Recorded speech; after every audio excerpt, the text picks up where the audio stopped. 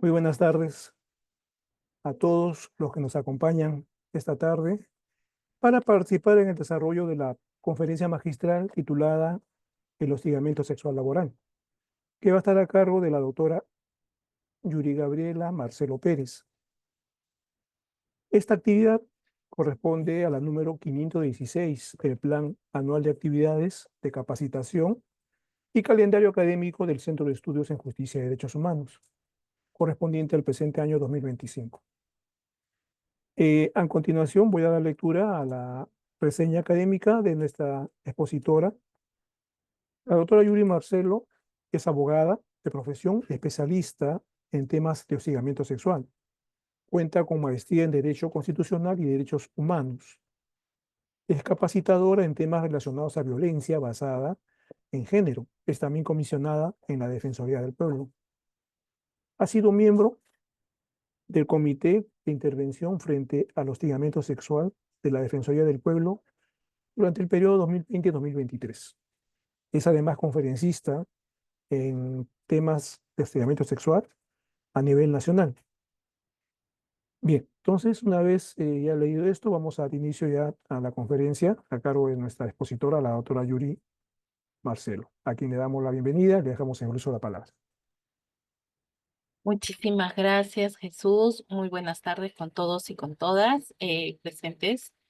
El día de hoy nos ocupa una temática necesaria y también importante para conocimiento de todos y todas ustedes, porque en la medida que están realizando sus programas de SIGRE en diversas instituciones de las entidades del Estado, es importante que también conozcan que hay normativas sobre prevención y sanción del hostigamiento sexual que podemos hacer uso cuando seamos potenciales víctimas de hostigamiento sexual en estos espacios de formación.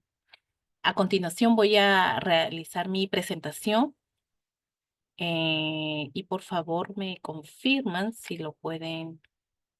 A ver.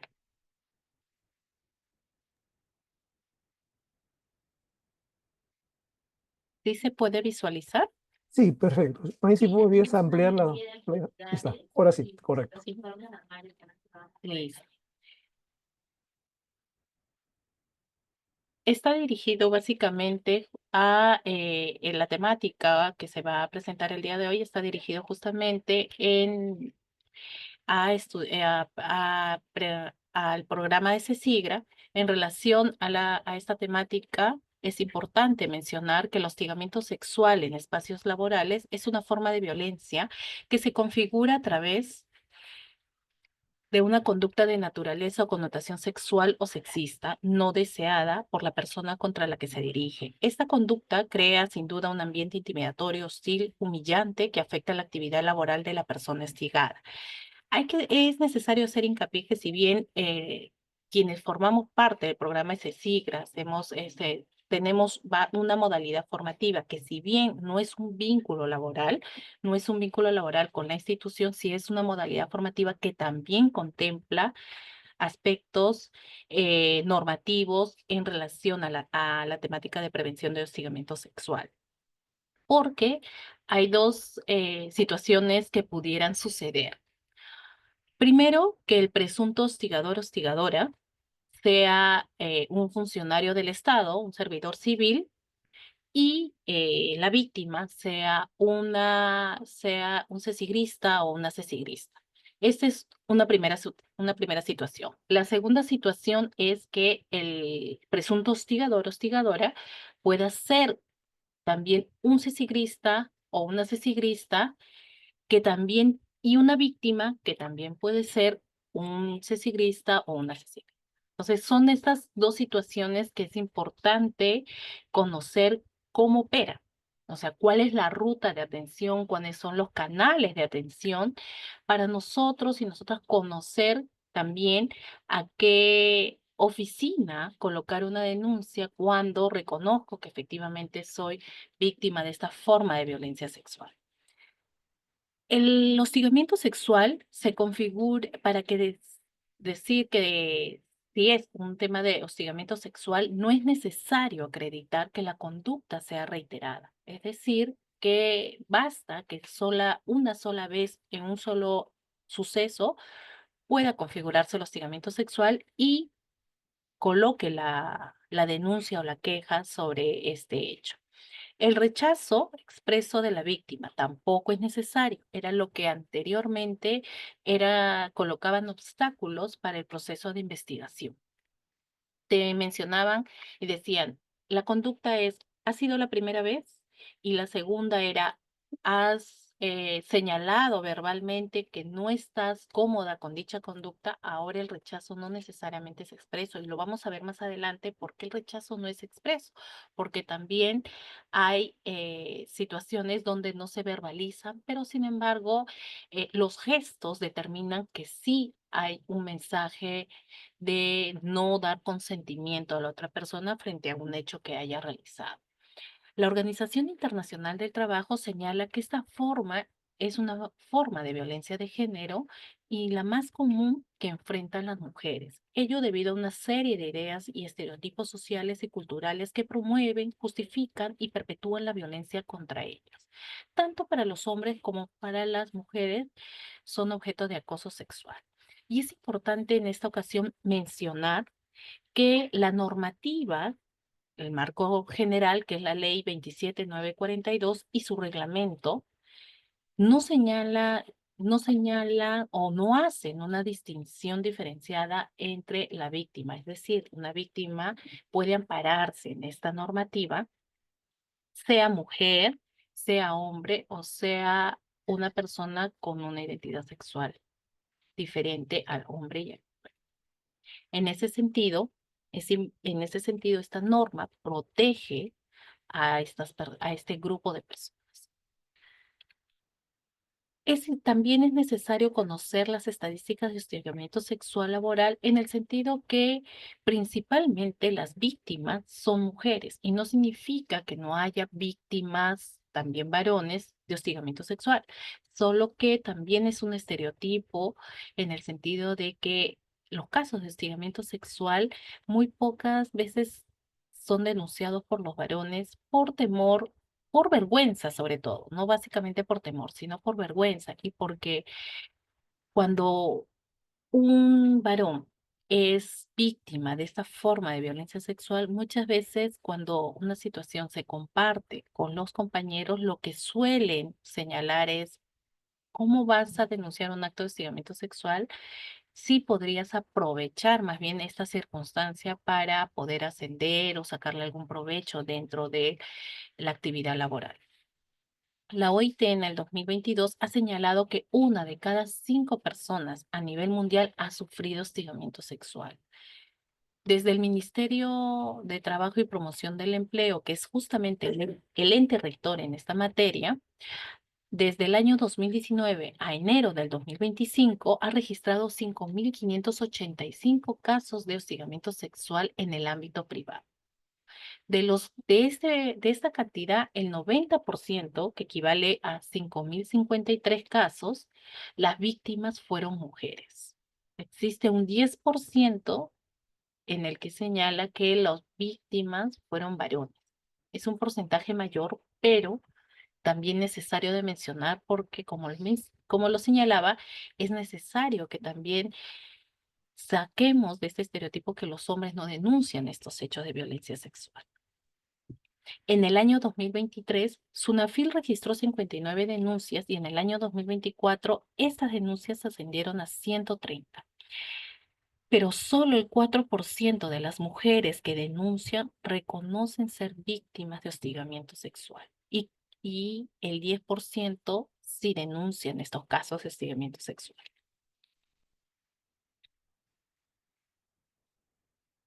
La normativa que sanciona los actos de hostigamiento sexual. La normativa es bastante antigua, es del año 2023, como les mencionaba, es la Ley Marco 27942 y tiene un reglamento que salió casi a 9 meses posteriores del año 2003.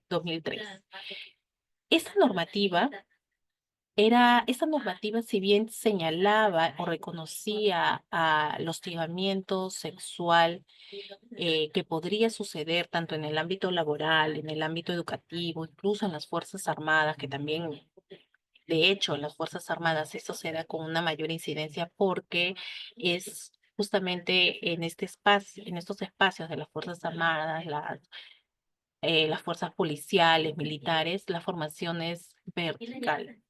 Y al ser vertical hay una relación de poder fuerte. En ese sentido, ocurren casos de hostigamiento sexual. Sin embargo, esta normativa no establecía plazos específicos para la atención de esta forma de violencia.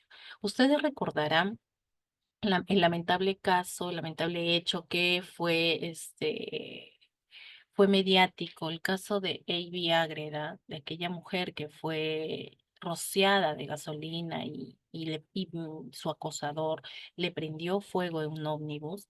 Después de varias semanas de agonía, ella falleció. Ella fue víctima, si bien la persona acosadora en su momento estaba, estaba acusado por un tema de tentativa de feminicidio, luego que fallece a consecuencia de este hecho, Eiby Agreda, fue modificado ese tipo penal, fue modificado el delito por el delito de feminicidio. Ella tuvo un antecedente antes de este hecho, de este lamentable hecho, tuvo un antecedente de acoso sexual. Este señor, esta persona, era primero un compañero de trabajo. Era un compañero de trabajo y habían ya situaciones de hostigamiento sexual laboral hacia ella. Sin embargo, ella pide su rotación en otra sede de la empresa en donde ella laboraba, en el que ya no tuviera contacto con este agresor, pero luego de este hostigamiento sexual laboral al interior de la empresa, sale de ese ámbito de lo laboral para convertirse en un hostigamiento en un acoso sexual en espacios públicos, porque él ya no la veía en la empresa, pero la perseguía a su centro, a su domicilio, concurría a lugares donde ella salía con compañeros y es por eso que cuando la encuentra en el ómnibus era porque ya había una ruta de seguimiento hacia ella constante. Y es por este caso lamentable que el Estado voltea a ver el tema del acoso sexual y del hostigamiento sexual. Y es recién hasta el 2018 que a través del decreto legislativo 1410 que reconocen al hostigamiento sexual como una forma de violencia. Y en el 1410 también tipifican el tipo penal, tipifican al acoso sexual como un tipo penal. Podemos decir que después de 16 años, posterior a al reglamento del año 2003, se aprueba un nuevo reglamento en el año 2019 orientado a proteger a la víctima, con garantías, con medidas de protección, con plazos céleres, en el que ya vamos a ver más adelante que se debe tramitar un caso de hostigamiento sexual. Posteriormente, al año 2019, la normativa, como puede ser perfeccionada más adelante, modificada, sufre una serie de modificaciones en el 2021 y el 2022, el Estado ratifica un convenio de suma importancia, un instrumento internacional que nos obliga a rendir cuentas en materia de acoso en el ámbito laboral. No solamente la forma de hostigamiento sexual, que es una de las formas también de violencia sexual, sino también otras manifestaciones de violencia que se pudiera dar en el ámbito laboral. En ese sentido, el Estado está obligado anualmente a rendir cuentas sobre lo que está haciendo el Estado peruano en materia de prevención y atención de esta forma de violencia de género.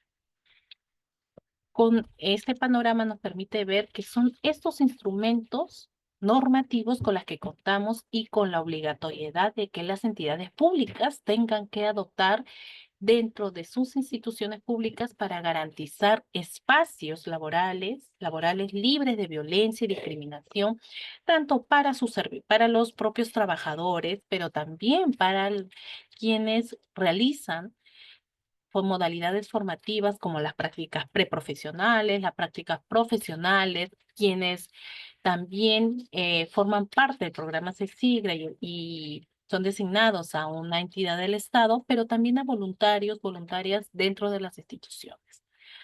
Teniendo este marco normativo claro, podemos ahora definir qué es el hostigamiento sexual laboral. Es necesario reconocer ciertos elementos en el tema de hostigamiento sexual laboral. Primero de ellos, que es una conducta de naturaleza sexual y sexista. Vamos a ver la diferencia entre lo sexual y sexista. De hecho, las estadísticas que he mostrado en la primera parte son básicamente los actos de hostigamiento sexual de naturaleza sexual, más no sexista.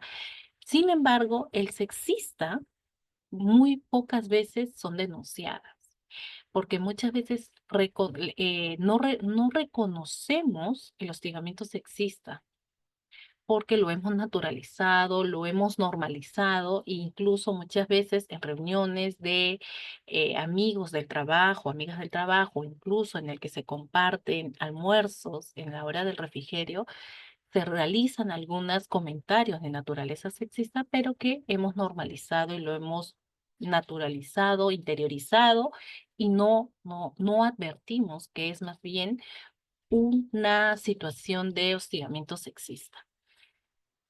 Y el otro elemento es la recepción, no deseada por la persona contra la que se dirige. Genera dos impactos. La primera, me genera un ambiente hostil y humillante para quien recibe, para la persona que es víctima de esta forma de violencia. La segunda, que puede afectar la actividad laboral docente cuando pasa en colegios, formativa, como en el caso de prácticas y CESIGRA, incluso los voluntariados o de cualquier otra índole. Tres, tres elementos es conducta, recepción e impacto. Si logramos identificar una situación con estos elementos, poco a poco podríamos identificar cuándo estamos en una situación de hostigamiento sexual y también cuándo también somos testigos de un hecho de hostigamiento sexual. La importancia también de que en estos casos no se requiere ni la reiterancia ni el rechazo expreso. Sin embargo, quienes investigamos casos de hostigamiento sexual, la reiterancia es considerada como un elemento indiciario. Puede surgir el hostigamiento sexual independientemente que haya una jerarquía, es decir, un jefe o una jefa hacia un practicante o una practicante, o incluso entre personas que no tienen una relación jerárquica, entre dos trabajadores.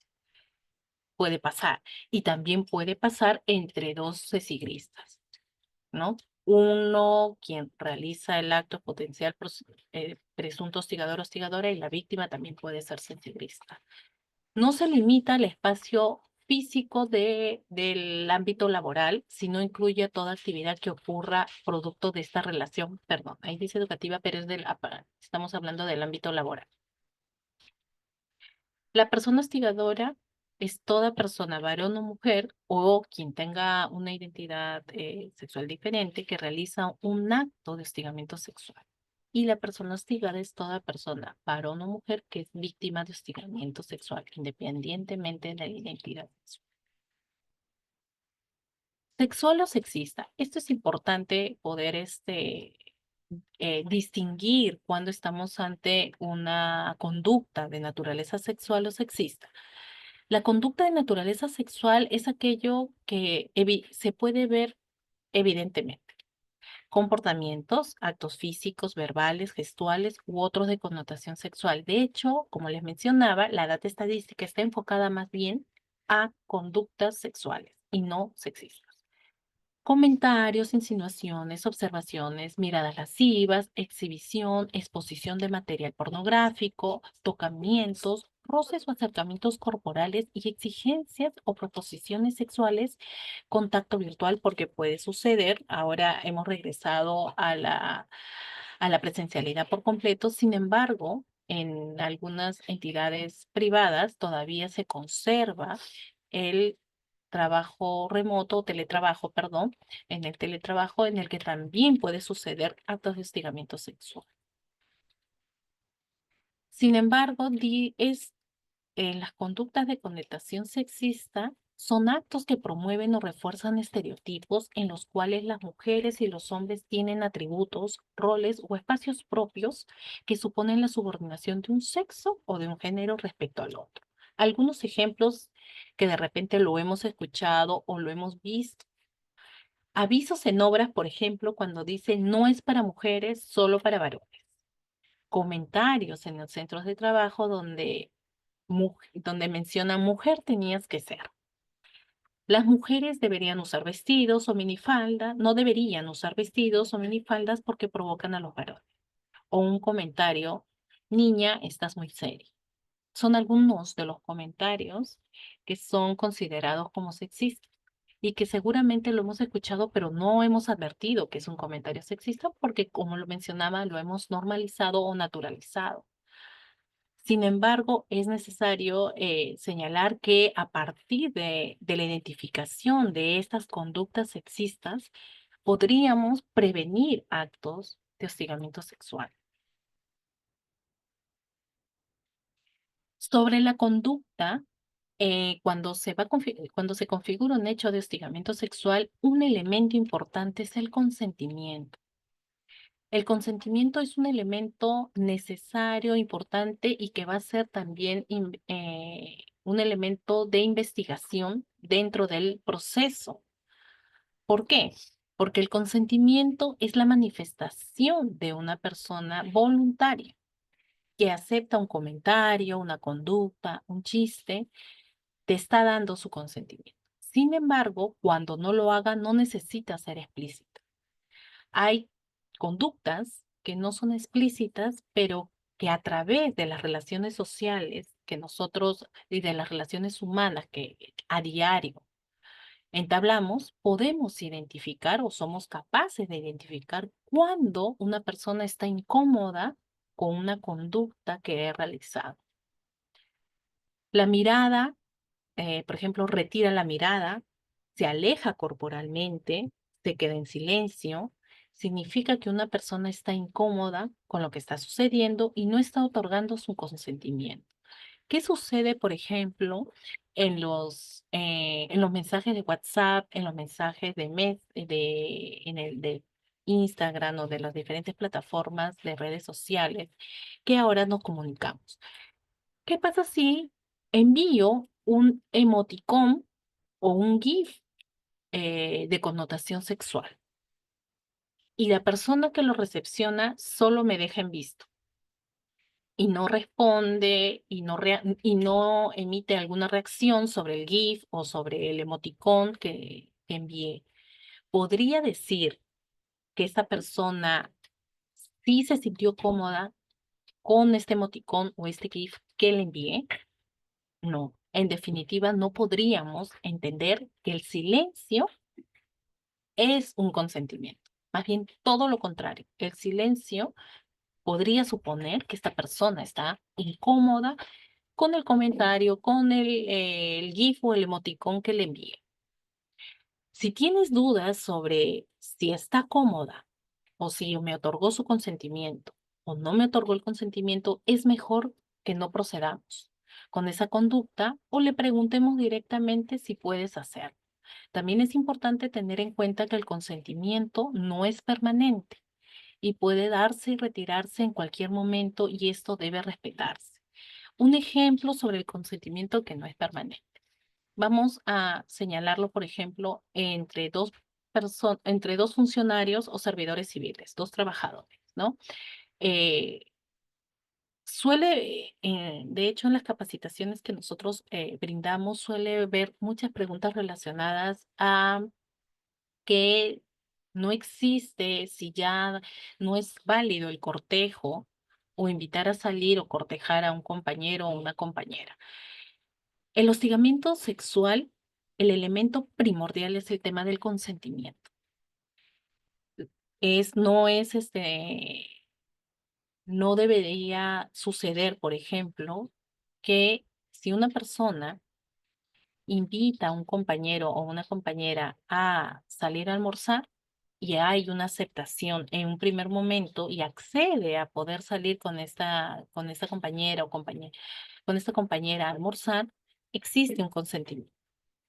Pero ¿qué pasa si después de un tiempo, o después de unas semanas o al día siguiente, nuevamente esta persona invita a salir a almorzar a con la compañera y la compañera en esta ocasión dice que no desea salir a almorzar? El consentimiento varió y se debe respetar el consentimiento. No porque haya aceptado en un primer momento significa que ese consentimiento es permanente.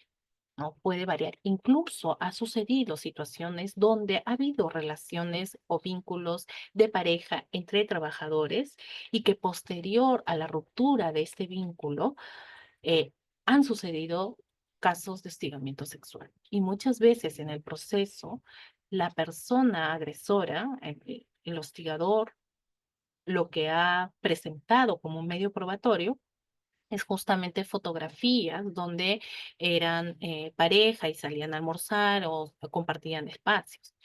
Sin embargo, esta situación puede variar porque puede suceder que la persona no acepte ese rompimiento, no acepte que esa ruptura de la relación de pareja y más bien caiga en un tema de hostigamiento dentro de este espacio laboral y que con todo el derecho la víctima puede denunciar al interior de la institución esta situación. ¿No? Y eso por un lado, pero hay que dejar muy bien marcado el tema de qué sucede cuando el hecho o el acto de hostigamiento sexual queda, por ejemplo, hacia un practicante o hacia un cecigrista o una cecigrista. ¿Qué pasaría? Y es cometido incluso por un funcionario, un servidor civil, hacia una practicante o un cecigrista. Existe ahí una relación de poder fuerte y esta relación de poder, porque hay una relación de jerarquía, hay una relación de jerarquía, incluso esta situación tiene una ruta diferente, está enmarcado en la ley de servicio civil, porque esta persona sí es un funcionario, sí es un servidor civil, y tiene una ruta específica que lo vamos a ver, una ruta de atención específica que vamos a verlo más adelante. Sin embargo, ha sucedido, de hecho, la Defensoría ha conocido de casos en el que se han dado estas situaciones. Y se tiene que evaluar en el proceso de investigación el contexto y sobre todo el contexto en el que se realizó este hecho de hostigamiento sexual, pero sobre todo se tiene que tener en consideración esta relación de poder, porque el practicante o la cesigrista tiene un primer contacto de, de, de sus prácticas o de su formación profesional con una entidad justamente ávida de poder aprender y de poder sostener relaciones humanas y con las posibilidades incluso de que pueda culminar su programa en CECIGRA y postular a una práctica preprofesional, a una convocatoria. Sin embargo, eso se va a ver frustrado si ocurre un hecho de hostigamiento sexual en una situación así. Y por ello, en las investigaciones es necesario tener algunos elementos necesarios, algunas herramientas para tener en cuenta en este procedimiento de investigación. Desde el punto de vista de la relación, desde un enfoque de género, hay una evidente relación de poder porque el jefe o la jefa sobre una persona que está en modalidad formativa muchas veces tiene una ventaja sobre él, tiene ventajas sobre practicantes, sobre las esigristas. Y muchas veces también esa ventaja es aprovechada por estas personas justamente para poder tener un acercamiento con fines muchas veces sexuales, una promesa, un chantaje, una mejora dentro del ámbito laboral a cambio de una respuesta sexual por parte de esta víctima. Es importante también tener en cuenta respecto al consentimiento 4 elementos. Primero, que tiene que ser dado libremente. ¿Cuándo es dado libremente? Cuando no hay un condicionamiento para aceptar dicha conducta. Por ejemplo, que no necesariamente puede ser el jefe, o sea, un presidente o cesigrista puede ver una situación que simplemente es un trabajador y lo que menciona es em,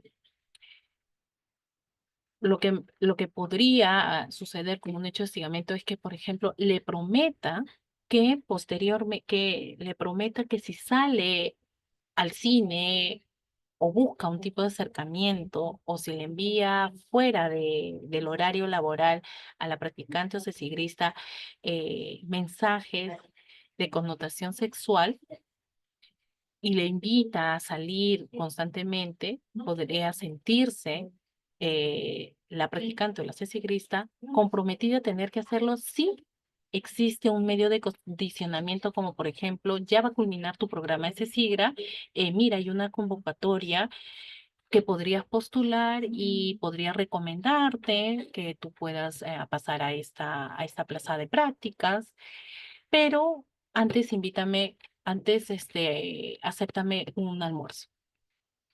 Eso es condicionamiento a alguna actitud. O sea, no es dado libremente el consentimiento, sino más bien muchas veces el practicante o la cesigrista se ve o en la obligación de tener que aceptar una situación así.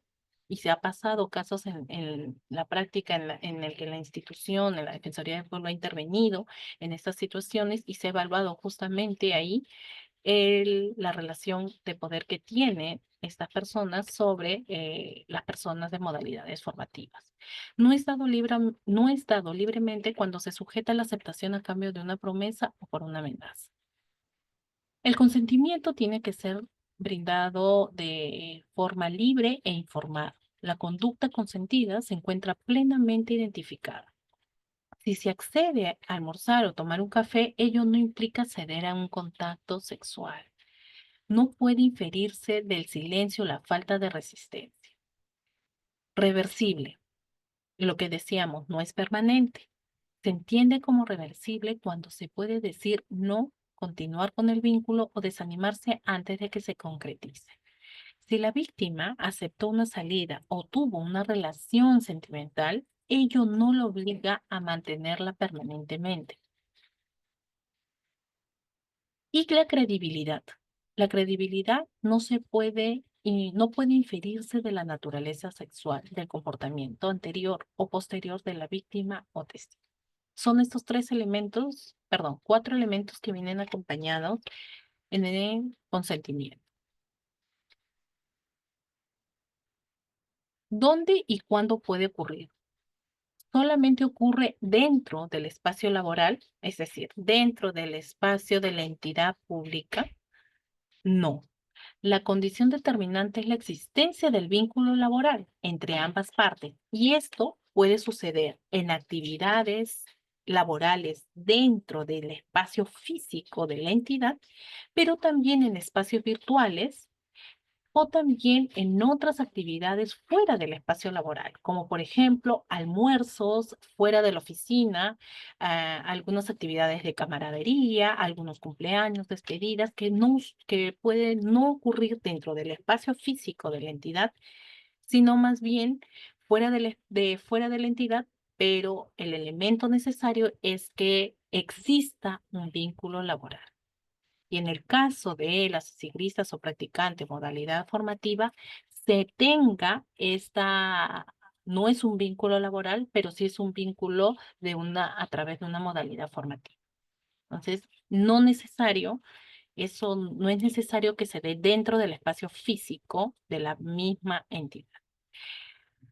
Y tampoco el hostigamiento sexual no está limitado a un horario laboral, más bien todo lo contrario. O sea, si mi horario laboral es de ingreso 8 de la mañana, 9 de la mañana y 3 o 3:30 de la tarde es mi horario laboral, no, el hostigamiento sexual muchas veces no ocurre dentro de este horario laboral, puede ocurrir posterior incluso esto podría ser un elemento probatorio dentro de un proceso de investigación. Porque si mi horario es hasta las 3, 3:30 de la tarde, me parece que en el caso de las CESIGRAS, en el caso de CESIGRistas, posterior a ese horario laboral, si mi jefe o mi jefa o el compañero o jefe inmediato eh, se contacta a través del WhatsApp y realiza algunos comentarios sobre si estoy soltera, algunas preguntas que van vinculado a mi intimidad personal, es considerado un hecho de hostigamiento sexual. Y más bien, este screenshot o este chat podría coadyuvar dentro de un proceso de investigación, mencionando que efectivamente buscaba algún contacto esta persona fuera del horario laboral. ¿De qué manera se manifiesta el hostigamiento sexual? Las conductas consideradas como hostigamiento sexual, es preciso mencionar que que algunas de estas conductas de hostigamiento sexual pueden considerarse delitos y independientemente de que se inicie un procedimiento administrativo dentro de la institución, porque es su obligación, a la par este hecho es denunciado al Ministerio Público o a la comisaría. Por ejemplo, ¿cuáles son aquellas manifestaciones que pueden considerarse como delitos? Los tocamientos indebidos, roces, acercamientos corporales u hostigamiento físico de carácter sexual. Gestos y otra forma de comunicación no verbal con referencia sexual es una manifestación de hostigamiento sexual, pero no es delito. La exigencia los comentarios o insinuaciones de carácter sexual sobre personas o sobre el comentario de alguna parte del cuerpo, las preguntas orientadas a la vida sexual o a la identidad sexual de una persona también es considerado como hostigamiento. Uso del lenguaje sexual despreciativo, comentarios degradantes como bromas de contenido sexual, exigencias o proposiciones sexuales, contacto virtual, así como el envío de mensajes exhibiendo o adjuntando material pornográfico o sexista. Esto sí es considerado como un delito. O aparte de hostigamiento sexual, el exhibicionismo, incluso la exhibición de materiales pornográficos, incluso también el chantaje sexual es considerado también como delito.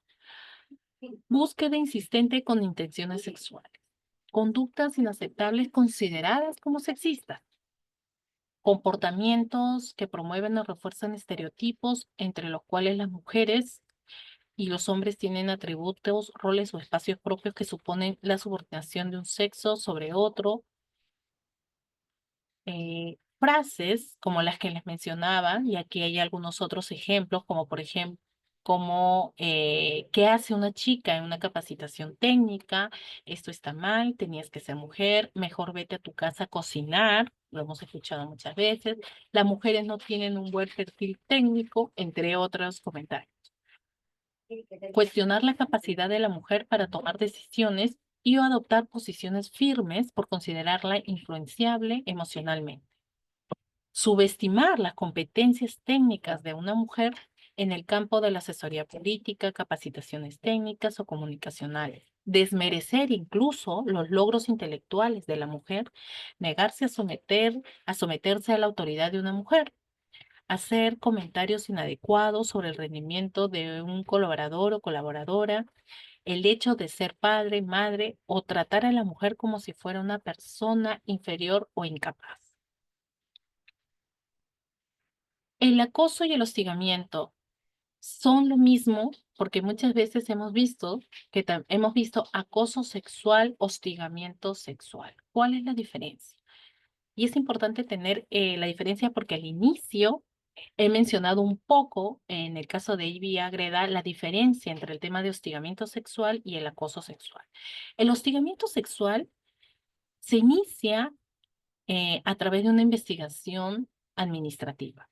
Es considerada como una falta disciplinaria y hay una sanción interna dentro de la institución que está bajo el control, en este caso de las instituciones, por la Oficina de Recursos Humanos. El acoso sexual está dirigido al ámbito y a la investigación penal. Como les mencioné, el decreto legislativo 1410 reconoce al acoso sexual como un tipo penal. es un delito, hay una sanción penal y es una pena privativa de la libertad. Incluso en el caso de Ivy Agreda, lo que pasó a ser un tema de hostigamiento sexual en el ámbito laboral, pasó luego a ser un tema de acoso sexual en espacios públicos. La ruta de atención de investigación y sanción del hostigamiento sexual en las relaciones de sujeción laboral, es decir, en las relaciones donde hay un vínculo laboral. Aquí vamos a ponernos en una situación en que el presunto hostigador o hostigadora es un servidor o servidora civil, hombre o mujer, u otra de una identidad sexual distinta, hacia una víctima que tiene una modalidad formativa, que sea un cecigrista o una cecigrista. El presunto hostigador, un funcionario público, un servidor civil, y la víctima, una cecigrista o un cecigrista. Ese es el primer escenario. ¿Cuál es la ruta de atención e investigación en esta situación? Y esto también opera para dos servidores civiles, es decir, hostigador, hostigadora, servidor civil, víctima, también servidora civil. El proceso de atención de denuncias en relación de sujeción laboral. Es necesario también indicar que todas las instituciones públicas, a partir del nuevo reglamento que vimos en la primera parte, que se aprobó en el 2019, establece claramente una obligación que todas las entidades públicas y privadas dentro de sus instituciones van a tener o van a contar con una normativa específica que regule la ruta de atención e investigación y sanción para casos de hostigamiento sexual laboral. Es decir, que ninguna institución pública no debería no tener una directiva. Deben tener una directiva sobre prevención de esta forma de violencia sexual. Incluso Servir, que es la entidad que supervisa la administración, el cumplimiento eh, supervisa el cumplimiento, el desempeño de las funcionarios o funcionarios públicos, también supervisa esta materia en las entidades públicas. En cambio, si son privadas, las empresas privadas también tienen una obligación de tener una normativa específica sobre esta materia, pero quien supervisa si cuentan o no con esta normativa es justamente el Ministerio de Trabajo a través de un servicio de trabajo sin acoso. Incluso en el 2019, cuando se aprueba el reglamento, el nuevo reglamento de la Ley 27942, el Ministerio de Trabajo y Promoción del Empleo emitió una política de tolerancia cero en los casos de hostigamiento sexual laboral. Incluso los 27 de febrero, hace poco, los 27 de febrero de cada año, se conmemora la lucha contra el hostigamiento sexual laboral. Es decir, y ahora lo vamos a ver, que no es posible tolerar actos de hostigamiento sexual en las entidades públicas. Y todas las entidades públicas están obligadas de iniciar un procedimiento de investigación cuando ocurra un hecho de hostigamiento sexual, de adoptar medidas de protección para la víctima del hostigamiento sexual laboral y además realizar acciones de prevención para prevenir futuros hechos de hostigamiento sexual. La ley y el reglamento establecen obligaciones de las entidades que recaen en la Oficina de Recursos Humanos para prevenir estos hechos. ¿Qué sucedería si soy víctima de hostigamiento sexual y no inicia mi entidad, una vez que ya lo puse en conocimiento, no inicia investigación? No inicia la investigación que corresponde. ¿Hay alguna entidad a la que podría, en todo caso, acudir en esta situación? Sí. a Servir también tiene una plataforma de Estado una plataforma virtual que se denomina Estado sin acoso. Puedo realizar algunas preguntas, consultas, incluso tienen un número telefónico en la que pueda llamar porque puede suceder que no identifique que soy víctima de hostigamiento sexual. ¿Y cómo pasa? ¿Cómo puede suceder que no logre identificar? Y esto pasa frecuentemente, por ejemplo, quienes están bajo las modalidades formativas. Como mencionaba, es el primer contacto que tienen en el desarrollo de su profesión. Y muchas veces lo que menos quiere es generarse algún antecedente o algún problema que tenga que llegar a recursos humanos. Y muchas veces, por miedo, vergüenza o por quien cometió el hecho, que tenga influencias dentro de la institución, no denuncian el hecho de hostigamiento sexual. Y se quedan callados, pero sin embargo, eh, existe una alternativa de hacer alguna consulta en Servir, que si bien no hay un vínculo laboral, sí hay un vínculo, sí hay una relación bajo la modalidad formativa. Incluso Servir tiene lineamientos sobre atención y prevención del hostigamiento sexual, en el que tiene una cápite relacionado a modalidades formativas.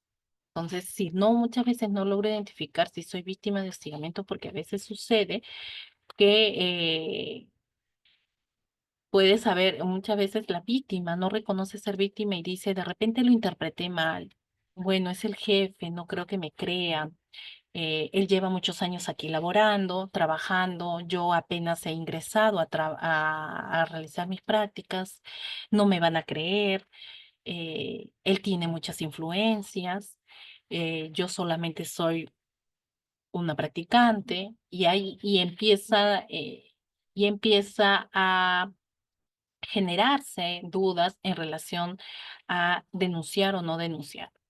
Sin embargo, uno de los temas que también estamos impulsando desde la Defensoría del Pueblo es las personas que presencian estos hechos. Porque posiblemente como practicante, como cesigrista, tengo temor a denunciar un hecho de hostigamiento sexual. Hay algún testigo que pudo haber presenciado una situación así, y si ha presenciado una situación así, lo que se está buscando es que más bien a partir de los testigos se promueva una cultura de denuncia. De los testigos, que posiblemente puede ser un compañero, un trabajador que no tiene una relación jerárquica, pero que quizás ha presenciado una situación así, ponga en conocimiento a la Oficina de Recursos Humanos sobre esta situación de hostigamiento sexual en agravio de una persona que se encuentra bajo modalidad formativa. Entonces, teniendo en cuenta estos elementos que he mencionado, voy a explicar cuál es el proceso de atención de denuncia en las relaciones de sujeción laboral. Vamos a ponernos en una situación. La situación de que es un funcionario, un servidor civil, hacia un practicante o una cesigrista. Si cometió si la víctima es una cesigrista o un practicante, puede presentar la denuncia ante la Oficina de Recursos Humanos o la Secretaría Técnica de Procedimiento Administrativo. El proceso de denuncias, en la Oficina de Recursos Humanos informa dentro de las 24 horas a la Secretaría Técnica del Procedimiento Administrativo. Y también la Oficina de Recursos Humanos tiene la obligación de dictar medidas de protección a favor de esta víctima en 3 días hábiles. Le da lectura al acta del derecho del denunciante o la denunciante para que la denunciante se informe sobre los derechos que tiene dentro del procedimiento de investigación, y también la Oficina de Recursos Humanos explique la ruta de atención que ahora estoy explicando, para que la víctima conozca cuáles son los plazos y las etapas de este procedimiento. Va a brindar los canales de atención médica y psicológica máximo en un día hábil. En relación a brindar los canales de atención médica y psicológica, lo que hemos mencionado es que en las instituciones públicas es importante que se disponga o se cuente con un profesional psicólogo o psicóloga que permita dar contención a la víctima para afrontar este proceso de investigación. La persona, el psicólogo o la psicóloga va a permitir que también incluso se emita un informe sobre la salud mental de la propia víctima. Incluso si no hubiera un profesional dentro de la institución, no significa que la institución se va a quedar de brazos cruzados y no va a atender no va a atender su salud mental, porque puede ser incluso física, dependiendo del hecho de hostigamiento sexual, ¿no?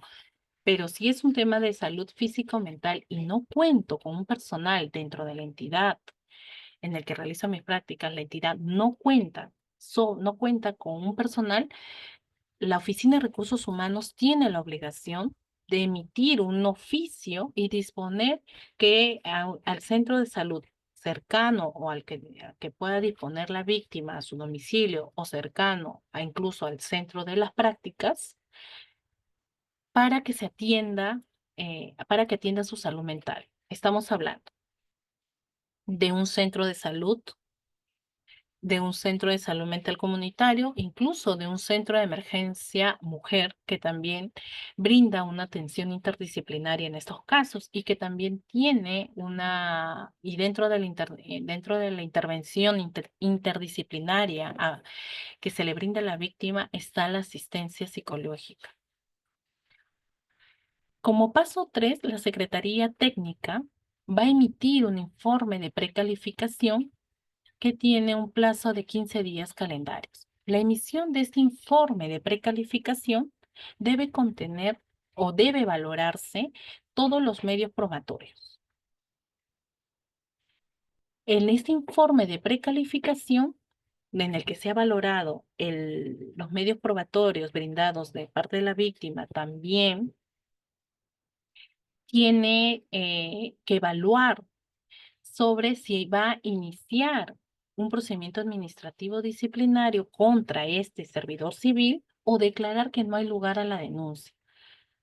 Muchas veces ha sucedido en los casos de hostigamiento que se cuenta solo con la declaración de la propia víctima y no tiene algún otro medio probatorio que coadyuve su proceso. Sin embargo, lo que se ha mencionado en estos casos es que solo la declaración es un medio probatorio. La declaración de la víctima, basta con la declaración de la víctima para iniciar el procedimiento o para iniciar el proceso de investigación. Se debe iniciar un proceso de investigación porque dentro de ese proceso lo que tiene que realizar la Secretaría Técnica es justamente la valoración, perdón, recabar otros medios probatorios que coadyuven al procedimiento de investigación, como por ejemplo la declaración de testigos, ¿no? Incluso hay algunas entidades del Estado que tienen oficinas descentralizadas. Por ejemplo, en la Defensoría hay alrededor de 40 oficinas descentralizadas. ¿Qué sucede si pasa un hecho de hostigamiento sexual en Arequipa? Sin embargo, el secretario técnico de la Oficina de Recursos Humanos está en la sede de Lima. Muchas veces en estos casos incluso se ha dispuesto que de manera inopinada la secretaria técnica y con el apoyo de un psicólogo o una psicóloga y algún representante de la Oficina de Recursos Humanos viajen in situ a la oficina defensorial de Arequipa para poder realizar o recabar los medios probatorios y poder aportar dentro del proceso de investigación. Incluso, solo si la víctima así lo quiere, el informe el informe de salud mental de la víctima puede presentarse como un medio probatorio, porque de hecho, en los casos de hostigamiento sexual, muchas veces los indicadores se reflejan en este informe. Indicadores como, por ejemplo, de depresión, ansiedad, incluso también hay algunos indicadores hay otros indicadores fuera del informe de salud mental que puede expedir el psicólogo o la psicóloga. Está, por ejemplo, el alto nivel de ausentismo de las personas, porque quien es víctima de hostigamiento sexual muchas veces tampoco quiere concurrir. al centro de trabajo, al centro de prácticas, para no tener algún contacto con el presunto hostigador u hostigadora.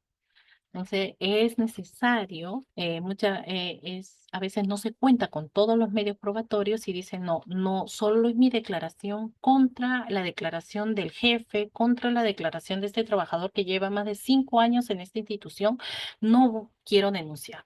No, con solo la declaración se inicia el procedimiento de investigación. Dentro del proceso de investigación corresponde a la Secretaría Técnica justamente la proactividad y los enfoques que nos dice la norma que deben aplicar para recabar todos los medios probatorios necesarios que aporten al esclarecimiento del hecho.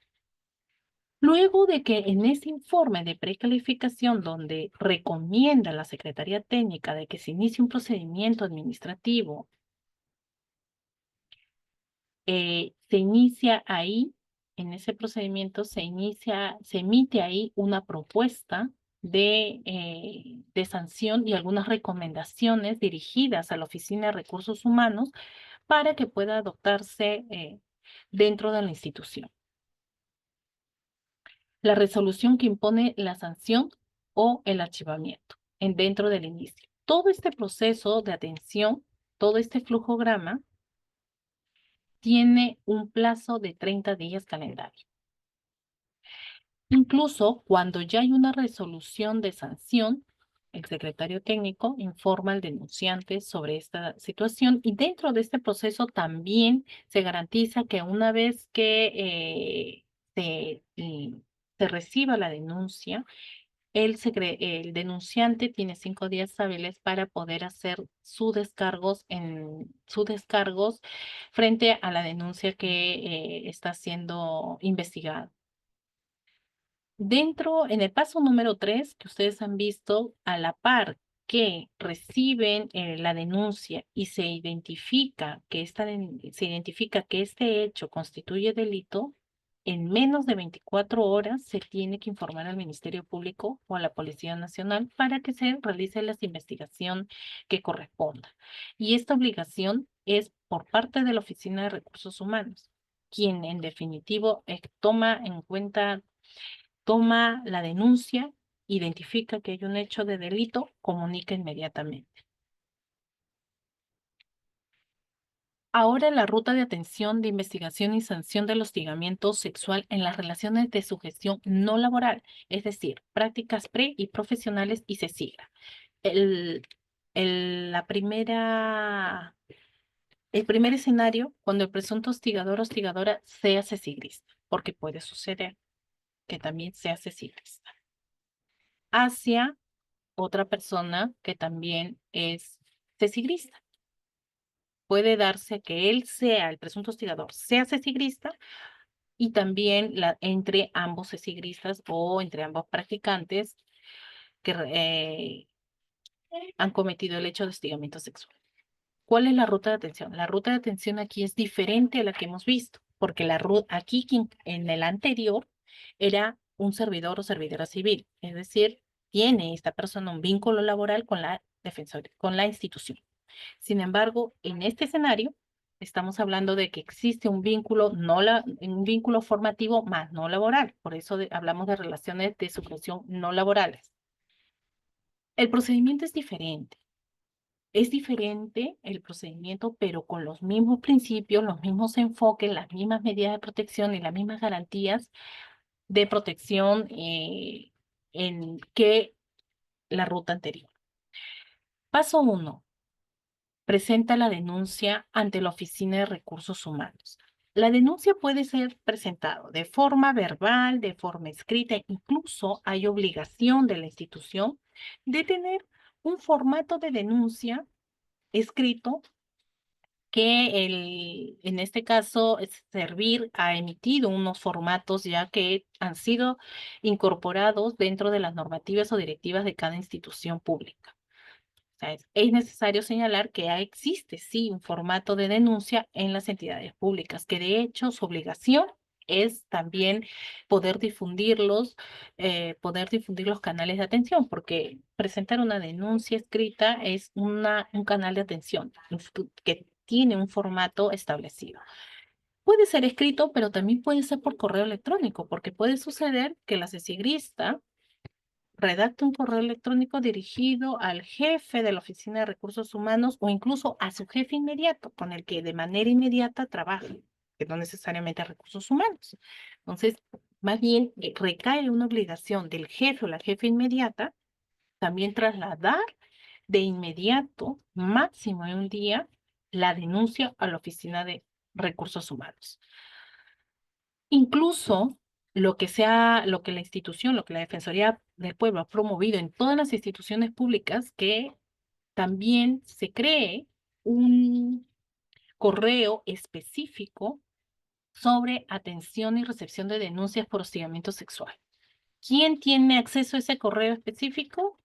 Lo tiene la Secretaría Técnica o la Oficina de Recursos Humanos. Tienen acceso a este correo. Y es necesario que se difunda también al interior de las entidades públicas que existe un canal de atención como un correo electrónico, que puede ser mucho más rápido, incluso antes que un formato de denuncia. Pero en todo caso, hay diferentes canales de atención de denuncia.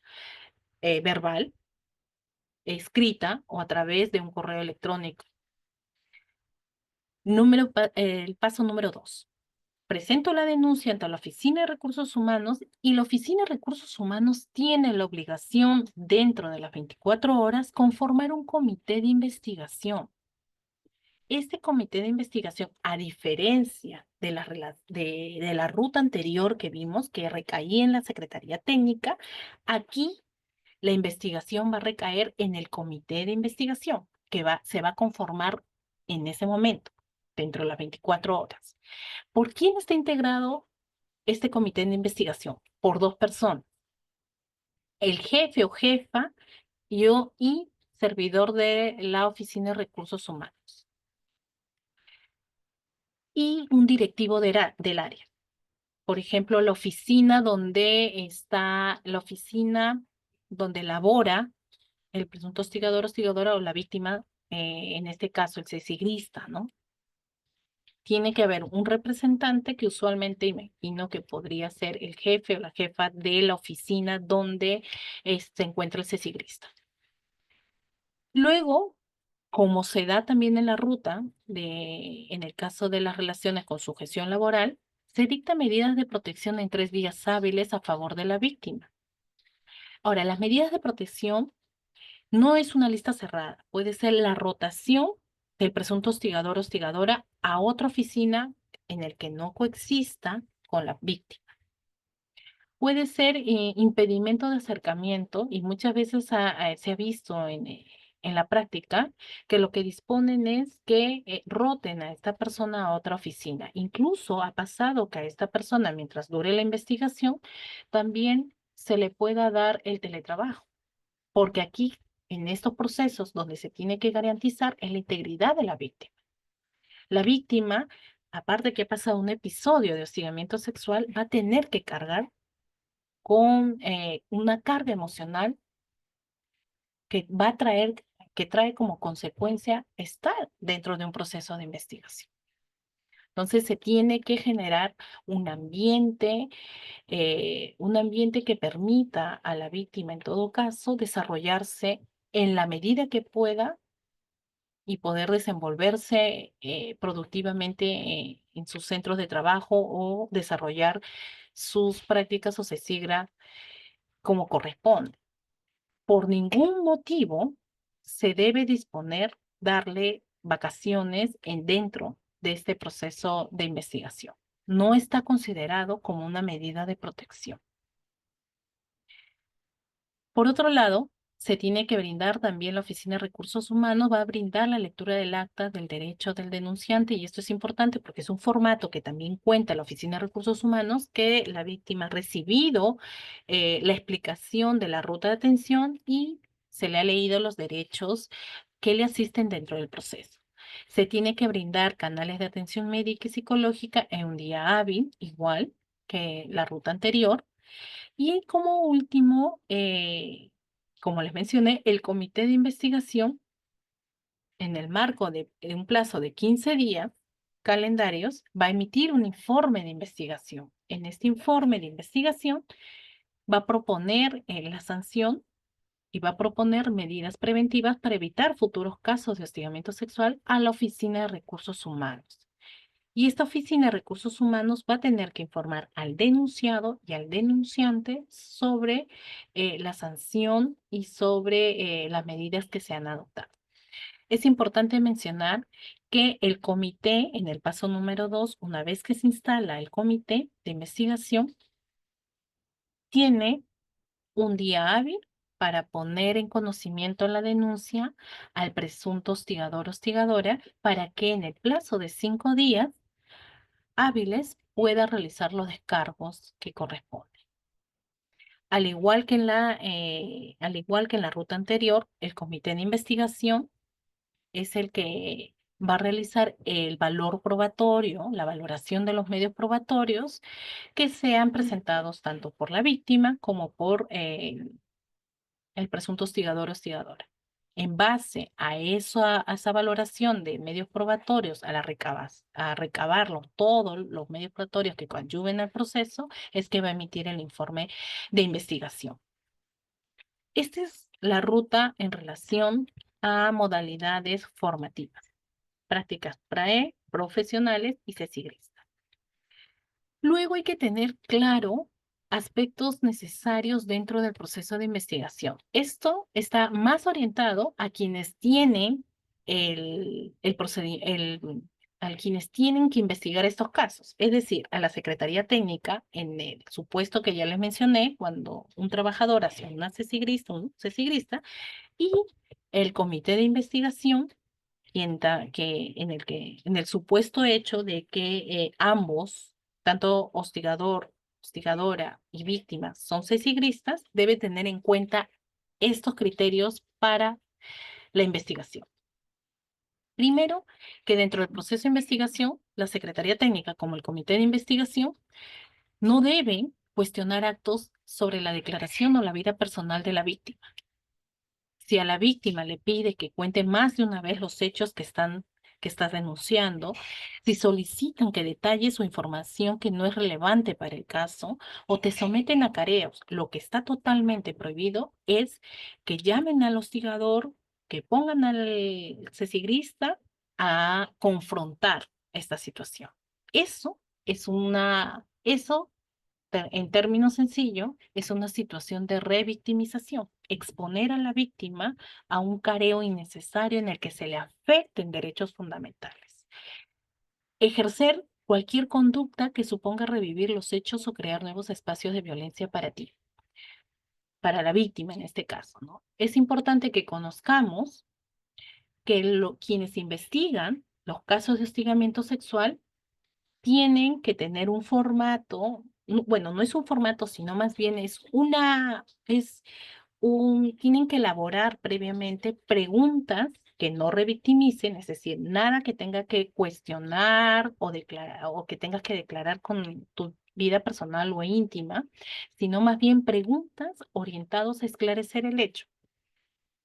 Recuerda que para denunciar un hecho de hostigamiento sexual, si bien es una medida que busca proteger a la víctima, exige a las personas conectarse nuevamente con episodios de violencia y busca posibles pruebas, eh, además del esfuerzo y las consecuencias psicológicas que puede tener y el temor de ser estigmatizada.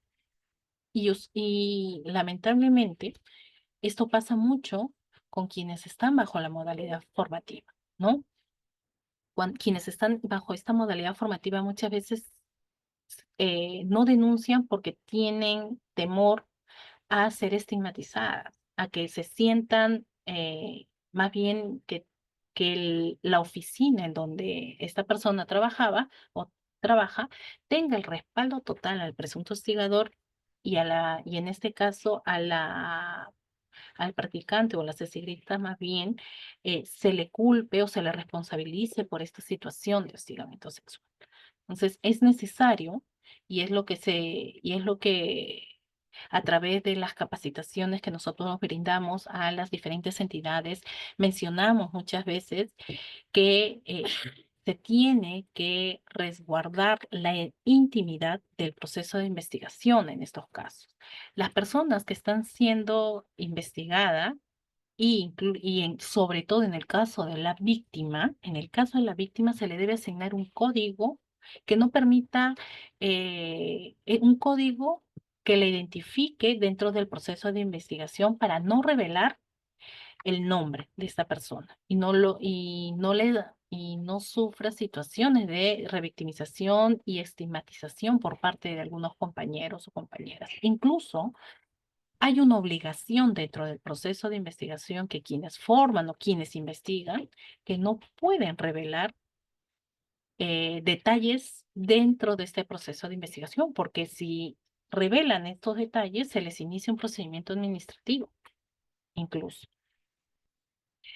La perspectiva de la víctima, y esto también está orientado básicamente a quienes investigan los casos de hostigamiento sexual, pero que es necesario que ustedes también lo sepan porque es importante que sepan que dentro de esta investigación, qué es lo que puede o no hacer quienes investigan el hecho de hostigamiento sexual, o porque también para ustedes tengan los elementos o las herramientas necesarias cuando no consideran que el procedimiento de investigación no se está llevando acorde a lo que establece la ley y su reglamento, y más bien se sientan vulnerables o sientan que se ha afectado algún derecho fundamental dentro del procedimiento de investigación.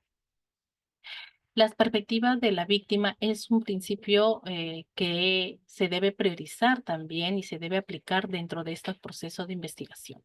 La experiencia de la vida.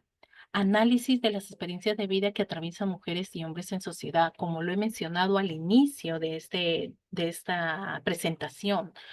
Muchas veces los hechos de hostigamiento sexual tienen un trasfondo de violencia y discriminación.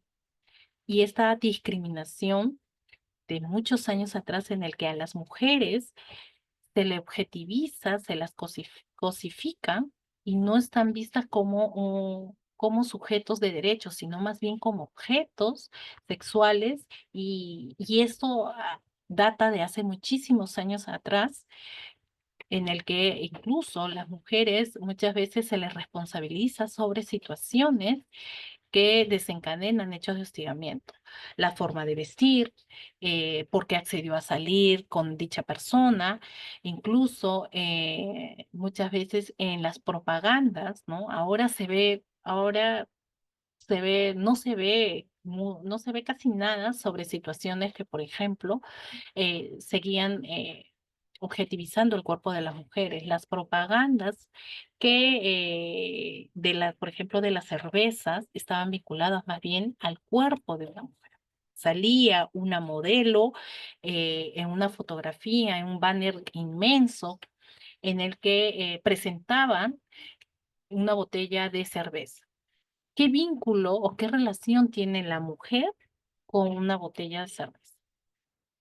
¿Qué es lo que estaba haciendo? Objetivizando el cuerpo de la mujer, colocándola como un objeto sexual. Ahora más bien esa dinámica cambió, ¿no? Esa dinámica ahora más bien, por ejemplo, Pilsen lo que promovía antes propagandas sobre jueves de patas, donde todo, más bien habían relaciones de camaradería entre amigos, entre amigas, pero ya se fue dejando de lado justamente colocar a las mujeres como objetos sexuales cuando no había ningún tipo de relación en ese sentido. Incluso más bien algunas supervisiones defensoriales sobre hostigamiento sexual, incluso a funcionarios públicos, servidores civiles, responsabilizaban muchas veces de estas acciones a las mujeres, porque decían que las mujeres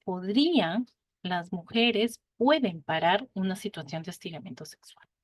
Decía que son ellas las que tendrían que decir que no, pero ya hemos visto, o sea, decir que no, verbalizar un no, no es solamente, era lo que habíamos mencionado, no es un elemento que se exige dentro de un procedimiento de investigación, porque hay muchas formas en las que pueden dar un mensaje de negación como los gestos, retirar la mirada, la incomodidad, retirarse corporalmente del lado de una persona. Entonces no necesariamente una víctima verbaliza, y más aún en los casos donde en las modalidades formativas la relación de poder es mucho más fuerte, quien realiza el acto de hostigamiento sexual.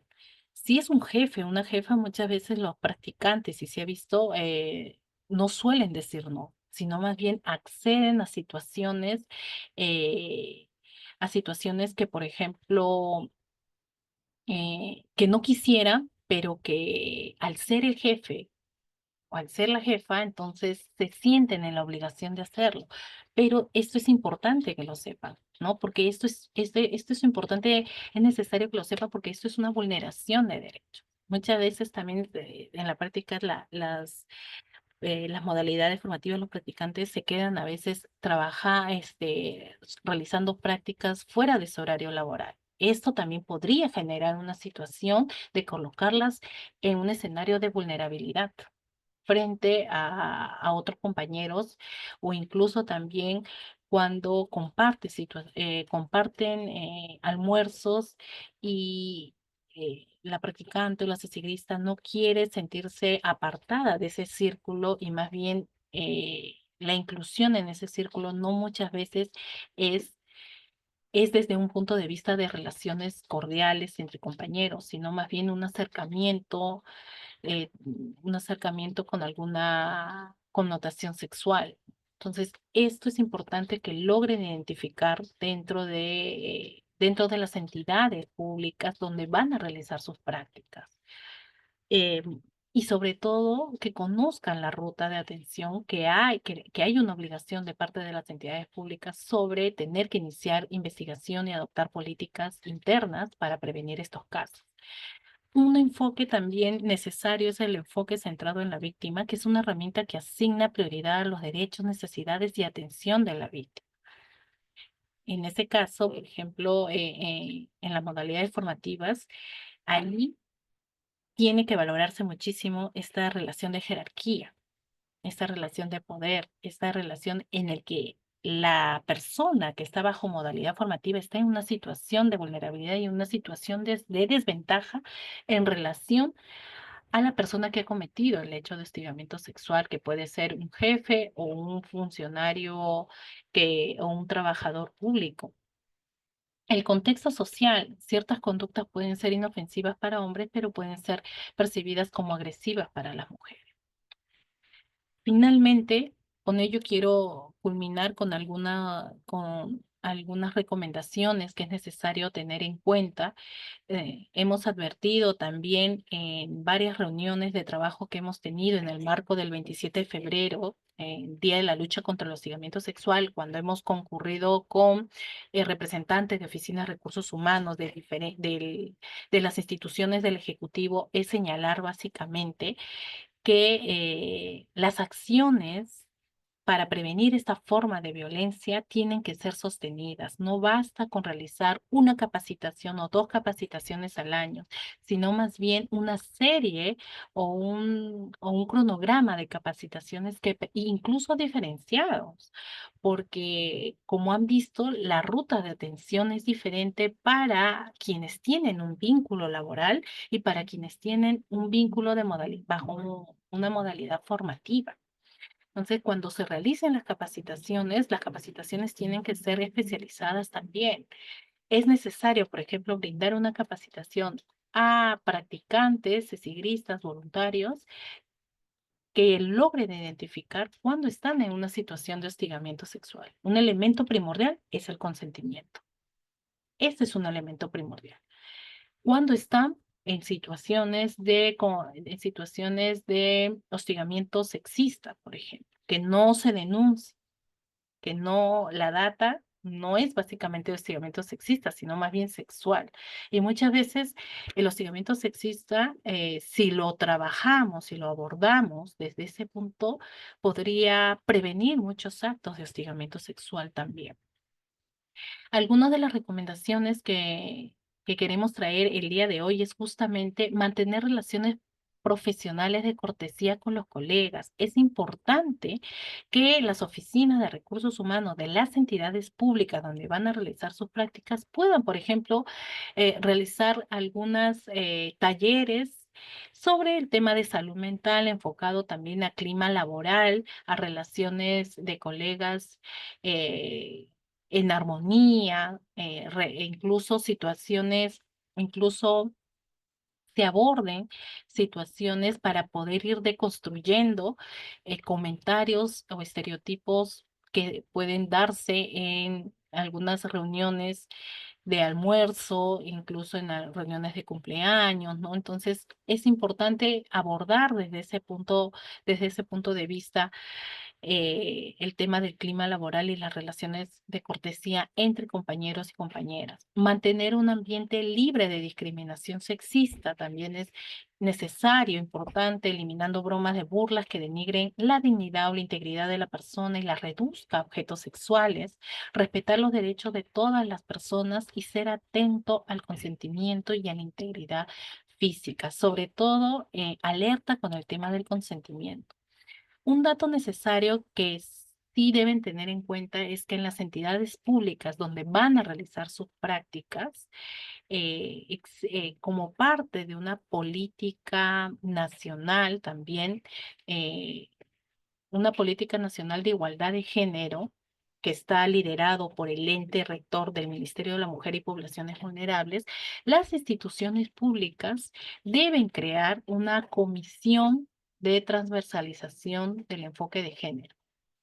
Esta comisión también realiza acciones en conjunto o articuladas con las oficinas de recursos humanos, adoptar acciones para que prevengan estos casos de hostigamiento sexual. Incluso, a modo de ejemplo, la Defensoría del Pueblo cuenta con una comisión de transversalización y enfoque de género e interculturalidad que se llama Comisión TEJI, y que a partir de esta comisión TEJI articula con la Oficina de Recursos Humanos para adoptar acciones sobre y prevenir esta forma de violencia. Una de las acciones que ha promovido, por ejemplo, es contar con un plan de trabajo orientados a prevenir el hostigamiento sexual que va del 2024 al 2025.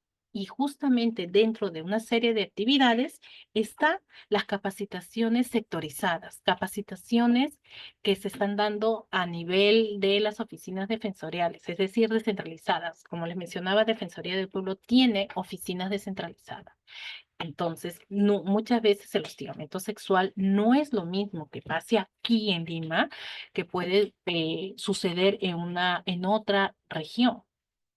¿Por qué? Porque ahí, por ejemplo, incluso estamos viendo ahí el enfoque intercultural, estamos viendo el enfoque también podría suceder que alguna practicante sesigrista pueda también tener alguna discapacidad sensorial, alguna discapacidad motora, ¿no? Entonces, ahí incluso el tratamiento y los enfoques que tienen que aplicarse, ya no solamente el enfoque de género, sino el enfoque de discapacidad, el enfoque intercultural. Entonces, las realidades son diferentes. Incluso dentro también de ese plan de trabajo, lo que se ha pedido es que la Oficina de Recursos Humanos pueda trabajar y pueda trabajar de manera coordinada, en este caso con la Subejecutiva para los Derechos de la Mujer, que es la oficina en la que laboro, pueda trabajar de manera también sectorizada con estas ODEs para lograr identificar situaciones de hostigamiento sexual. Porque pasa que a partir de estas capacitaciones, un trabajador o una practicante nos contacta y nos diga, mira, he pasado una situación. Entonces nos advierte esta situación para volver a ver y lograr identificar casos de hostigamiento sexual. Por otro lado está el diagnóstico de hostigamiento sexual. Las instituciones públicas en las que ustedes van a realizar sus prácticas tienen una obligación de anualmente realizar un diagnóstico sobre cómo está mi institución en sobre esta temática.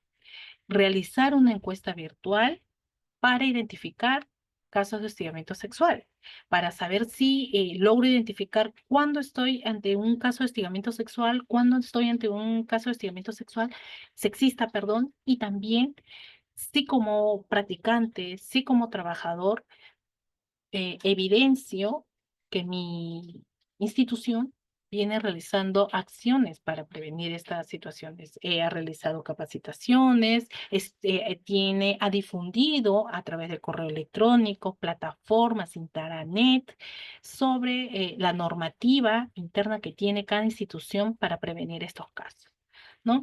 Finalmente, me despido con ello y espero haber aportado al conocimiento, sobre todo, de ustedes para cuando tengan su contacto de prácticas dentro de las instituciones públicas y sepan que dentro de estas instituciones públicas hay una obligación en la que ustedes deben estar resguardados y se les debe cautelar con medidas preventivas. Y si pasa una situación de hostigamiento sexual, la institución tiene la obligación de iniciar un procedimiento de investigación en estos casos. Muchísimas gracias por su atención. Muchas gracias, más bien, a la doctora Yuri Marcelo por esta completa conferencia sobre el tema de la prevención del hostigamiento sexual. Eh, Hay algunas preguntas que de repente habría la posibilidad de contestarlas. Sí, correcto. Bueno, en realidad no son algunas, son bastantes preguntas, pero vamos a ver si nos da el tiempo para poderlas contestar, algunas por lo menos las más interesantes. Hay un cajón de preguntas y respuestas en la parte inferior, donde están las preguntas, estimada Yuri, no sé si podrías abrir. Sí, tengo acceso. Ujú. A ver.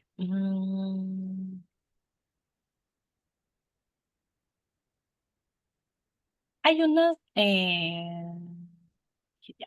Hay una primera pregunta relacionada más de opinión en relación a si considero que si las medidas de prevención del hostigamiento sexual que está en la ley 27942 y sus reglamentos son realmente eficaces. Anterior, como les mencionaba, la normativa está establecida. Las normas pueden irse mejorando seguramente conforme avance y puedan salir algunas otras formas de hostigamiento, puede ir mejorando. Realmente la voluntad e incluso la voluntad institucional de no tolerar actos de hostigamiento sexual pasa por cada entidad pública. El Estado ya ha establecido una política cero de tolerancia y me faltó incluso mencionar que las sanciones hacia un trabajador que comete un hecho de hostigamiento sexual en el ámbito público son sanciones drásticas, son sanciones de destitución y de suspensión. Incluso la destitución con miras a una inhabilitación por 5 años como servidor o servidora pública. Entonces, solamente con estas sanciones, incluso esta sanción o esta resolución de sanción que culmina en la investigación, es incorporado en el legajo de cada trabajador. Eso por un lado. Por otro lado, y nosotros como Defensoría, sobre esta temática, hemos mencionado que muy bien puede cada institución tener su normativa interna, pero la normativa interna no siempre me va a ayudar a traducir si efectivamente estoy trabajando en prevención. ¿Cómo aquello que me va a ayudar a medir si efectivamente hay un impacto positivo en la reducción de casos de hostigamiento sexual, incluso en prevención? Es contar con un documento que me permita medir estos indicadores. Un plan de trabajo. Un plan de trabajo me va a permitir establecer un cronograma de actividades sostenidas y me va a ayudar a medir si efectivamente estas actividades están dando un resultado positivo en cada una de las actividades. Entonces, la norma por sí sola no va a tener un efecto, o sea, en la parte de investigación y sanción, sí, porque no hay un caso de hostigamiento sexual y tienes que iniciar procedimiento porque así te señala la norma, pero más que trabajar también en investigación y sanción, hay que trabajar mucho en prevención. Y la única forma de prevención es justamente que la entidad se ponga efectivamente la camiseta de no tolerancia cero y adopte todas las medidas necesarias. Una de ellas puede ser un plan de trabajo, una de ellas pueden ser círculos de conferencias sobre hostigamiento sexual, sobre prevenir hostigamiento sexual, trabajar en temas de salud mental dentro de los trabajadores, ya que pasamos muchísimas horas dentro de un centro laboral. Eso con respecto a la primera pregunta, y no sé cuánto tengo porque realmente sí son bastantes. La que, Eh, la que considere es ya, suficiente. Sí. También hay un espacio, digamos, limitado también del uso ujú, de Zoom. Sí. ya. Sí. El Comité de contra el Hostigamiento Sexual en las Empresas se debe elegir anualmente. La norma no te señala una temporalidad de la creación del comité, pero se entiende que el comité de intervención puede tener una temporalidad de un año, o porque incluso algún trabajador que forme parte del comité podría dejar de laborar. Entonces hay que designar un nuevo miembro, ¿no? Podría designarse como una temporalidad de un año y si en caso faltase alguno, creo que es necesario también tener algunos suplentes que puedan sustituir cuando no estén los miembros del comité. Luego mencionan que si soy practicante y un trabajador me invita a cenar y salgo y acepto y se pone malcriado por mensaje, ¿qué puedo hacer? ¿A dónde puedo acudir? Si hay, puede pasar que una practicante cecigrista pueda salir con algún compañero que es un servidor civil, y si ha habido un tema de hostigamiento sexual como las he manifestado o aquellas conexas, claro, puedes colocar tu denuncia. ¿A dónde? A la Oficina de Recursos Humanos, si de Empresa, o a la Secretaría Técnica en este caso, porque es un trabajador. Entiendo que es un servidor civil y en este caso la víctima es una practicante. Em,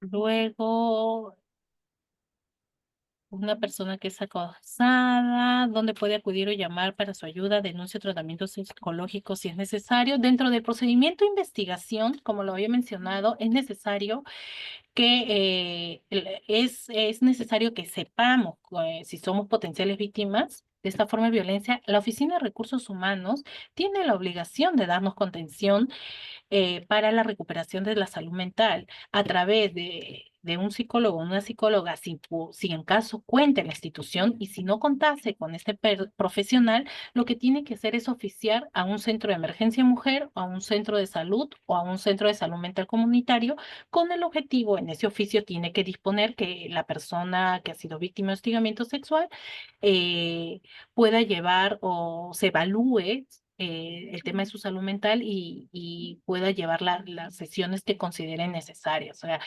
la Oficina de Recursos Humanos es obligación disponer canales de atención física o psicológica para su recuperación. Mm, Luego, en caso de que una persona sea testigo de un acoso y quiere ayudar a la persona acosada, ¿dónde puede ir o llamar? Puede realizar una denuncia anónima porque quizás sienta miedo. Esto suele suceder mucho si es necesario que las entidades públicas, dentro de las medidas de prevención de estos casos, se promueva la cultura de denuncia, no solo por parte de la víctima, sino también por parte de los testigos, que muchas veces los testigos no quieren verse, y vieron la situación de hostigamiento y no hicieron nada y no comunicaron. Eso también nos hace cómplices del presunto hostigador o hostigadora, o sea, ser testigos y no hacer nada, y sobre todo un compañero, una compañera, y sobre todo en especial vulnerabilidad en los casos que están bajo modalidades formativas, es complicado. Los testigos tienen también, se les asigna un código para poder proteger su derecho a la reserva de sus datos personales. Muchas veces también el testigo no denuncia por temor a represalias, ¿no? Y en ese sentido, dentro de la investigación se tiene que dar también medidas de protección a los testigos. Ha pasado también que los testigos se les dicta las medidas de protección y justamente la calidad de testigo es porque va a aportar dentro del proceso de investigación. y como va a aportar, se le tiene que brindar todas las medidas de protección para garantizar su intimidad. Mm, a ver, ¿cómo probar que un compañero de trabajo está tocando la mano, mirando insistentemente a la víctima, rozar su espalda, cuando se ha quejado no le han hecho caso? El tema de identificar cuándo soy víctima de hostigamiento sexual o si soy testigo y veo, creo que sí, es necesario y primordial que en estos procesos de investigación se cuente con la declaración de la víctima. Imagínense, puede ser una denuncia anónima, sí, pero es necesario que la víctima preste su declaración, porque si no presta la declaración o no quiere denunciar, también es una situación, un problema complicado para poder investigar, porque muchas veces no quieren denunciar por miedo, pero si hay un apoyo de contención emocional y la víctima luego no denunciará ahora, pero quizás a través de ese apoyo de contención que pueda brindar la entidad, si más adelante pueden denunciar este hecho de hostigamiento sexual, tendría que iniciarse el procedimiento de investigación de inmediato. Lo cierto es que a ninguna víctima de esta forma de violencia se le puede obligar a denunciar. Sin embargo, eso no significa que podamos adoptar otras medidas, como por ejemplo no exponerle a ese mismo espacio, ¿no? Si bien no está la víctima, si bien no hay un proceso de investigación como una medida de poder ayudar a la víctima, quizás podríamos, si ella obviamente pueda acceder a esta petición, es que ella puedan rotarla en algún otro espacio, ¿no? Porque no podemos rotar a este presunto hostigador o hostigadora porque no estamos dentro de un proceso de investigación. Sin embargo, si no se ha iniciado y la víctima no quiere denunciar, no significa que la Oficina de Recursos Humanos no haga nada, sino más bien ponga el foco en esta persona que está señalándose como presunto hostigador para poder ver si tiene otro tipo de víctimas. Y en el caso de la víctima se deban adoptar algunas otras acciones, si puede hacer teletrabajo, si ella lo así disponga, la puedan rotar a otra oficina para realizar su práctica, ¿no? Algunas otras medidas que prevengan que coexistan en el mismo espacio y a la par pueda tener un soporte emocional para que cuando ella decida denunciar, el canal de investigación se inicie lo más pronto posible, ¿no? Ujú.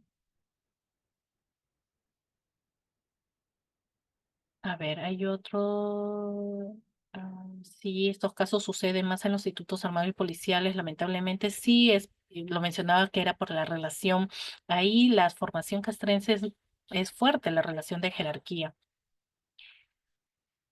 ¿En qué medida la cultura organizacional y el machismo institucional perpetúa el hostigamiento sexual en entornos laborales públicos y privados? ¿Se puede responsabilizar al empleador por no prevenirlo culturalmente?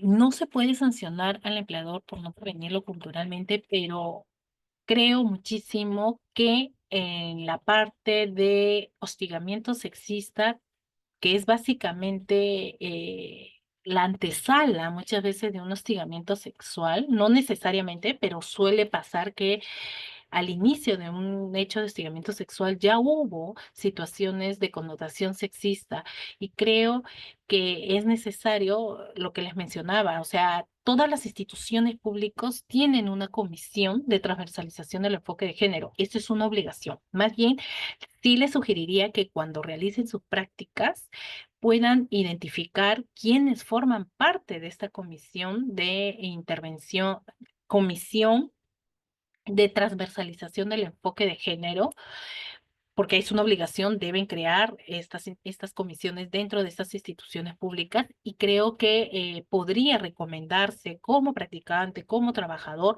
recomendar a esta comisión que se aborden acciones de prevención sobre esta temática para ir desterrando poco a poco o deconstruyendo estos estereotipos, esta cultura machista que muy bien señala y que está fuertemente enraizada en entidades públicas, pero no solo en entidades públicas, en la sociedad en general, incluso en las familias también, ¿no? pero creo que podría adoptarse muy buenas acciones entre la Oficina de Recursos Humanos con esta comisión que les menciono y realizar acciones que puedan prevenir. Incluso esta comisión está justamente para escuchar a algunas demandas de trabajadores y trabajadoras y de practicantes y cesigristas para optimizar este enfoque dentro de las entidades dentro de las entidades públicas. Debe considerarse el hostigamiento sexual como una forma de violencia de género en el trabajo. ¿Qué implicancias tiene dentro de ello el tratamiento sancionador y preventivo? Sí, efectivamente. De hecho, en el 2019, cuando se da el nuevo reglamento de prevención y sanción de hostigamiento sexual, señala que es una forma de violencia. No dice violencia de género, pero la norma del 2003 era muchísimo peor. Señala, el hostigamiento sexual es una conducta de frente, ¿no? El hostigamiento sexual es una conducta de connotación sexual o sexista. Pero en el 2019 reconoce que el hostigamiento sexual es una forma de violencia. Sin embargo, la Organización Internacional del Trabajo y nosotros estamos suscritos a partir del 2022, acoso laboral y trabajo, a este convenio 190, menciona claramente que el hostigamiento sexual sí es una forma de violencia de género, sí señala. Y como tal, incluso el Ministerio de la Mujer y Poblaciones Vulnerables todos los años solicita información a las entidades públicas sobre qué ha hecho como institución para prevenir esta forma de violencia. Ahí, por ejemplo, la Defensoría del Pueblo reporta todas las acciones que venimos haciendo todos los meses, porque todos los meses del año tenemos acciones sobre prevención de esta forma de violencia, que está reflejado justamente en nuestro plan de trabajo. Ujú.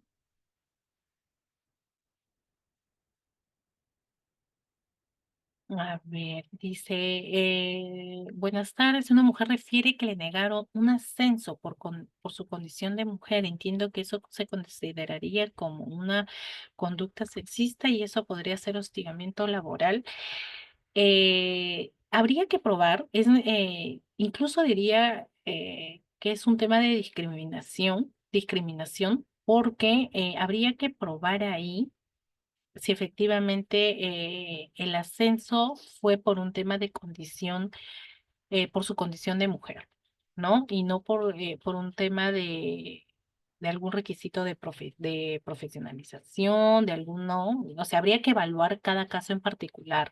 Pero sí, sí, sí, si el caso procede efectivamente que ha sido por su condición de mujer, yo iría más por un tema de discriminación laboral. ¿No? Por un tema de discriminación laboral, incluso dentro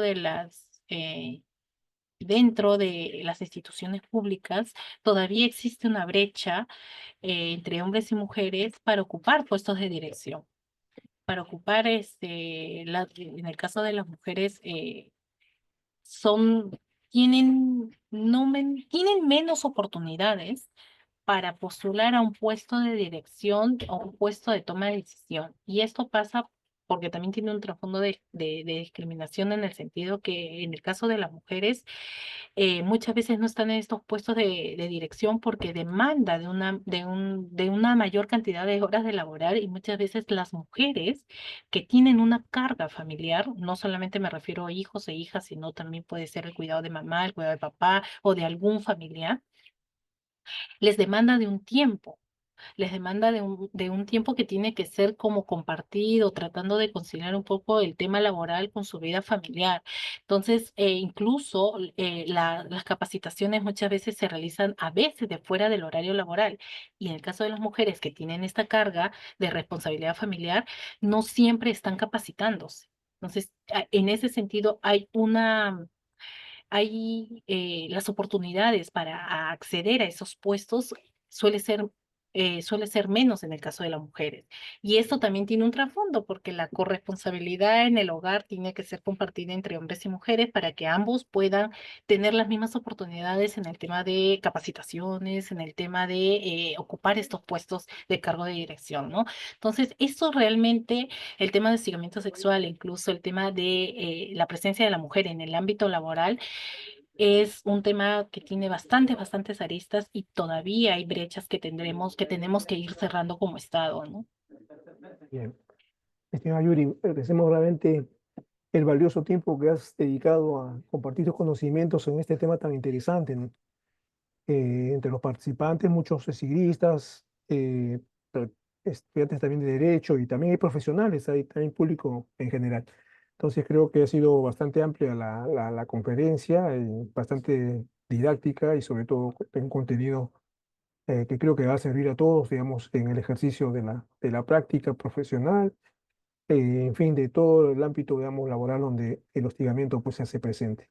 Muchas gracias nuevamente a nombre de Ministerio de Justicia y a los participantes también por habernos acompañado en esta tarde. Y no olviden que el lunes tenemos 3 conferencias eh, con una capacidad ya para 3.000, así que todos están invitados a revisar, digamos, el LinkedIn, los correos que les enviamos y también el WhatsApp, donde van a estar detalladas las conferencias. Muchas gracias nuevamente, Yuri, Marcelo, y a todos. Hasta la próxima. Gracias.